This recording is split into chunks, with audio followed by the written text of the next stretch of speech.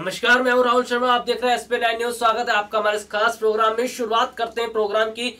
मैं आज अपने प्रोग्राम में बात कर रहा हूं सपा बसपा गठबंधन को लेकर। क्या सपा बसपा का गठबंधन बीजेपी के लिए बड़ी परेशानी खड़ी कर सकता है?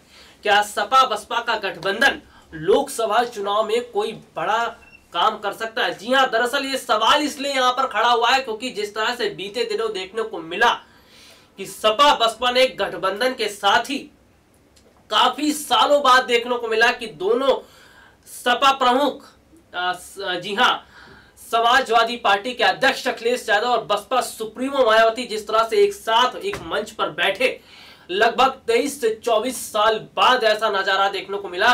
और सबसे बड़ी बात तो यह है कि सीट के बंटवारे की अगर मैं बात करूं तो 38 सीटों पर लड़ने का फैसला उन्होंने किया है।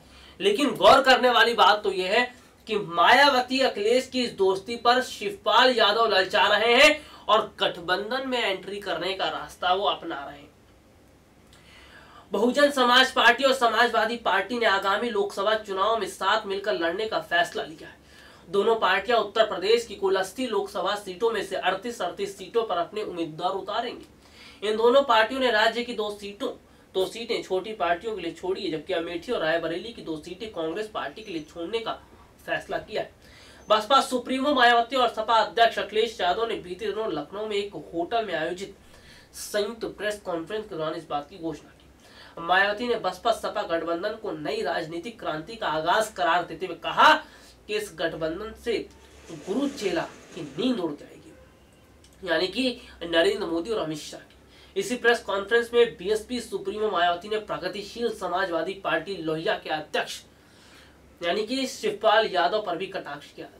प्रगतिशील समाजवादी पार्टी के अध्यक्ष शिवपाल यादव पर कटाक्ष करते हुए मायावती ने सपा प्रमुख अखिलेश यादव को चाचा शिवपाल यादव की पार्टी का मजाक उड़ाते हुए कहा, बीजेपी का पैसा बेकार हो जाएगा क्योंकि वही शिवपाल को पार्टी चला रही है।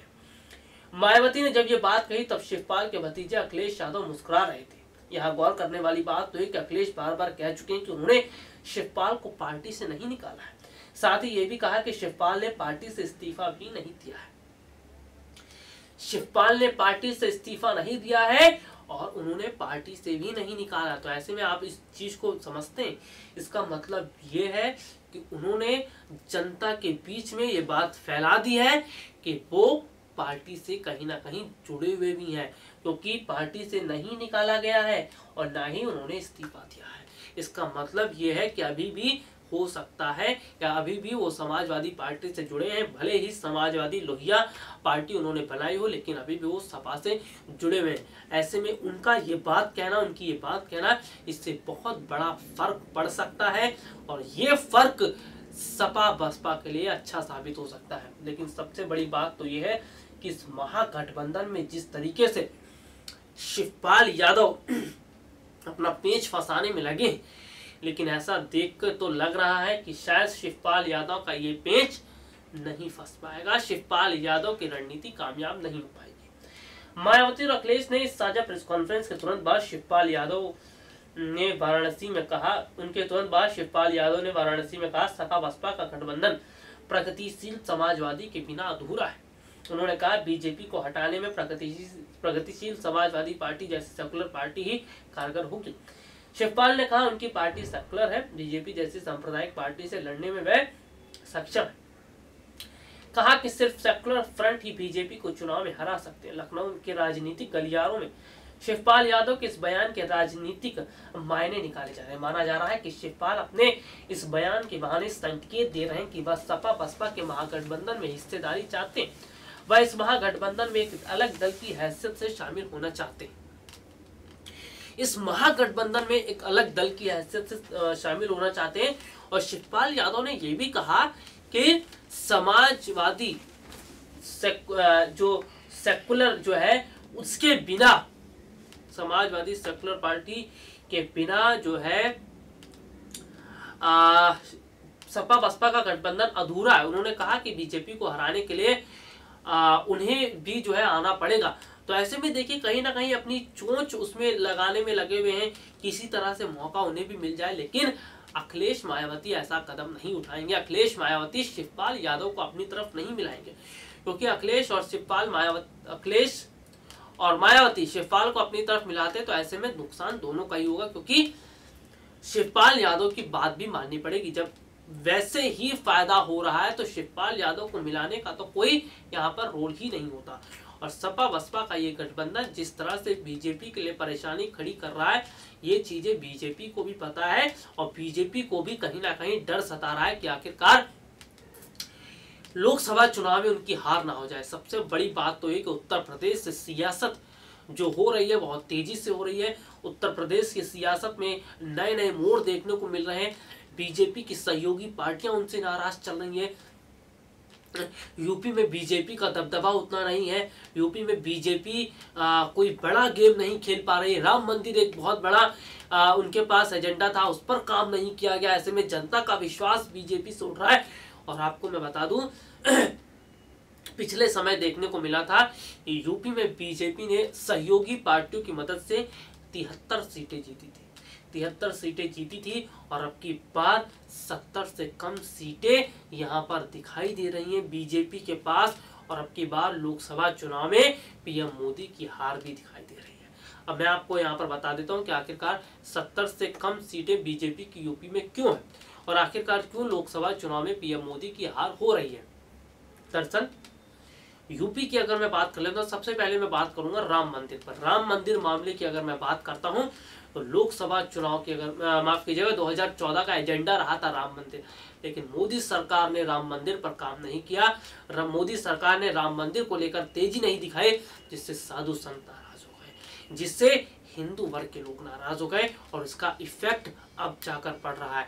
इसका दुष्परिणाम, इसका खामियाजा अब बीजेपी को भुगतना पड़ रहा है। अब बीजेपी ये कह रही है कि वो ये तय करे कि आखिरकार सरकार कौन सी चाहिए, मजबूत या फिर एक ऐसी अलग सरकार चाहिए। तो देखिए जो हल्के में जिन चीजों को लिया गया शुरुआत में, अगर शुरुआत में राम मंदिर मामले में तेजी दिखाई होती, आज बीजेपी के हालात यूपी में बहुत अलग होते। 80 में से 78 सीटें कम से कम बीजेपी के खाते में आज होती अगर राम मंदिर का काम शुरू कर दिया होता अयोध्या में। जी हाँ, आज स्थितियां कुछ और होती, लेकिन जैसे कि देरी की गई और इतना वक्त आगे चला गया कि अब बीजेपी के पास कोई बड़ा कदम नहीं है। आज बीजेपी कह सकते हैं कि मायूस भी नजर आ रही है। और सबसे बड़ी बात तो है कि जो झूठ उन्होंने बोला, इस वजह से आज यूपी में देखने को मिल रहा है कि साधु संतों ने बीजेपी से नाता तोड़ना शुरू कर दिया है। वो बीजेपी को वोट नहीं देंगे। तो ऐसे में झटका यहाँ पर लगा बीजेपी को।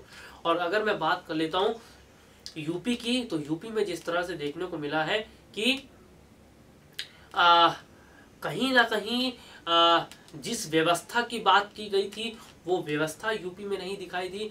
और सबसे बड़ी बात तो ये है कि कहीं ना कहीं जो यूपी को एक अलग कह सकते हैं कि बात कही गई थी कि वहाँ से गुंडा राज पूरी तरीके से खत्म हो जाएगा, यूपी से जो है पूरी तरीके से अपराध खत्म हो जाएगा। लेकिन अभी भी पूरी तरीके से अपराध खत्म नहीं हुआ। अभी भी जो है यूपी में गुंडा राज देखने को मिलता है और अभी भी जो है अवैध तरीके से यूपी में काम चलते हैं। तो ये सब चीज़ें कहीं ना कहीं बीजेपी के लिए परेशानी खड़ी कर रहा है। और देखिए सबसे बड़ी बात मैं बताता हूँ, लोकसभा चुनाव में आखिरकार बीजेपी को हार का डर क्यों सता रहा है और क्यों बीजेपी को लोकसभा चुनाव में झटका लग सकता है। साल 2014 में वायदा किया गया था जनता से, कई वायदे किए गए थे। पहला वायदा बेरोजगारों से था, रोजगार दिया जाएगा, सालाना 2 करोड़ लोगों को रोजगार दिया जाएगा। लेकिन 2 करोड़ तो छोड़िए महाराज, 2 लाख भी लोगों को रोजगार नहीं मिल पाया। ये स्थिति है। जमीनी स्तर की हालत आज मैं बताता हूँ, जिस तरह से देखने को मिल रहा है कि अगर आज ड्राइवर, सफाई कर्मचारी, पेंट्री बॉय और आज अगर स्थिति की बात करते हैं तो नाई बढ़ई जैसे पदों के लिए पता है आपको अप्लाई कौन कर रहा है?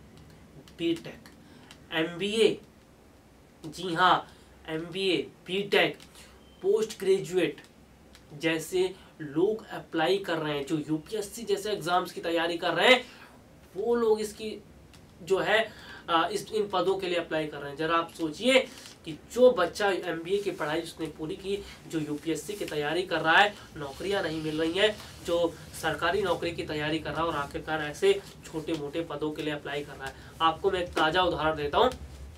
बीते कुछ समय पहले दिल्ली पुलिस में कुछ पदों पर वैकेंसीज निकली थी, जी हाँ, जिसमें बढ़ई, नाई, ड्राइवर, गार्डनर, सफाई कर्मचारी, और इन पदों की अगर मैं आपको हकीकत बताऊं, इन पदों पर जिन्होंने अप्लाई किया वो थे एमबीए वाले, MBA, BTech, MCA, post graduate, और सबसे बड़ी बात जो है, जो बच्चे यूपीएससी जैसे एग्जामों की तैयारी कर रहे हैं, उन बच्चों ने नौकरी नहीं होने की वजह से इन पदों पर अप्लाई किया। जी हाँ, कुछ समय पहले खबर आई थी, खबर आपने भी देखी होगी। तो ये चीजें यहाँ पर नजर आ रही हैं किस तरह से हमारे देश में बेरोजगारी है, और आज यही सब चीजें मोदी सरकार पर भारी पड़ रही हैं। आज युवा मोदी सरकार से नाराज है, आज बेरोजगार मोदी सरकार से नाराज है, और स्थितियां ये हैं कि आज मोदी सरकार का लोकसभा चुनाव जीतना आसान नहीं है। जितना वक्त है सरकार काम करे, रोजगार के नए अवसर तलाशे जाए, सरकारी नौकरियों पर जो 23 से 24 लाख पद खाली पड़े हुए, कुछ रिपोर्ट हमारे पास सामने आई थी जिनमें से कई हजार पदों पर नियुक्तियां की गई, उन लाख पदों पर जल्दी से जल्दी कदम उठाते हुए नियुक्तियां की जाए, रोजगार के नए आयाम खोले जाए, तो ऐसे में युवा और बेरोजगार मोदी सरकार के साथ चले जाएंगे। और अगर लोकसभा चुनाव से पहले अयोध्या में राम मंदिर का काम शुरू हो जाता है, सबसे बड़े 3 मुद्दे मैं आपको बता रहा हूं, युवाओं को नौकरी, सरकारी नौकरी, बेरोजगारों को रोजगार, अयोध्या में राम मंदिर, ये 3 ऐसे मुद्दे हैं जिन पर अगर सरकार ने काम किया तो वो समय दूर नहीं कि अब की बार भी लोकसभा चुनाव में बीजेपी बहुमत का आंकड़ा छू लेगी और बहुमत से आएगी। लेकिन तब जब सरकार काम करेगी, और सरकार काम नहीं करेगी तो शायद पीएम मोदी को अब की बार अपनी कुर्सी खाली करनी पड़ सकती है, क्योंकि देश के आज हालात ठीक नहीं है। आज देश में जनता खुश नहीं है, बेरोजगार खुश नहीं है, युवा खुश नहीं है, व्यापारी खुश नहीं है। आज जिस तरह की स्थितियां देश में चल रही हैं, जिस तरह से देश की जनता नाराज है, इससे मोदी सरकार को झटका लग सकता है। लेकिन सरकार को चाहिए कि वक्त रहते बेहतर कदम उठाया जाए। तो फिलहाल के लिए आज मुझे इजाजत दीजिए, नमस्कार।